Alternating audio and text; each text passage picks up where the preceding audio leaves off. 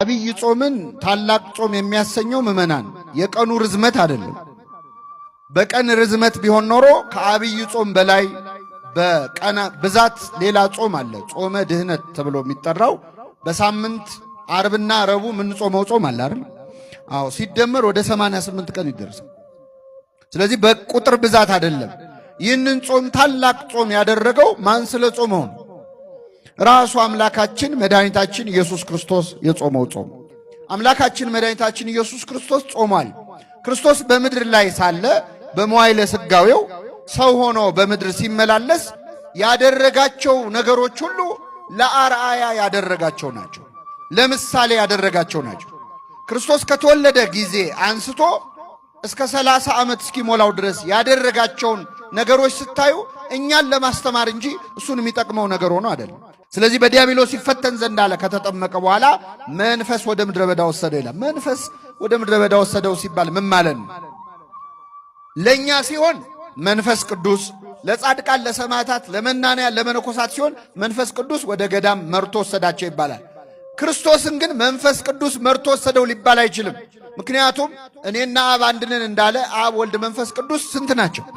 አንድ ናቸው። ስለዚህ መንፈስ ቅዱስ የራሱ መንፈስ ነው። በክርስቶስ ያለ መንፈስ ነው። ፈቃዱ ፍላጎቱ ወደ ገዳም አነሳሳው፣ ወደ ምድረ በዳ ወሰደ ይላል። ክርስቶስ ስንጾም ደስ ይለዋል። ግን ለምን እንደምንጾም ደግሞ ማወቅ ይፈልጋል። የምንጾምበት ምክንያት ወሳኝ ነው። ራሱ ነገረን። ስለ ጽድቅ የሚጾሙ ብፁዓን ናቸው። ይህንን ነግሬያችሁ ላብቃ። ለምንድን ነው አሁን አብይ ጾም ሊገባ ነው ምዕመናን? አብይ ጾም ደግሞ እንዴት ትልቅ ጾም መሰላችሁ? በዚህ ጾም ያልበረታ ሰው መቼም አይበረታ። ሰነፍ ገበሬ በሰኔ ይሞታል ይባላል። ልክ የሚዘራበት ሰዓት የሚሞት ሰነፍ ገበሬ። በአብይ ጾም ያልበረታ መቼም አትበረታ። አሁን ሰሞኑን ሰይጣን መግቢያን የሚያጣው መግቢያ መድረሻ። ለምን ሰው ሁሉ ይጾማላ? ከሚጾመው ሰው አፍ እሳት ይተፋበታል ይላል፣ አይኑን ይወገዋል። ስለዚህ ጾም ሲመጣ ሰይጣን መድረሻ ያጣ፣ ድል ይነሳል። አሁን በዚህ ጾም ምን ልታረጉ አሰባችሁ ምዕመናን? ምንድነው አሁን ከነገ ጀምሮ ቤተክርስቲያን ጾም አወጀች ለኛ ብላ።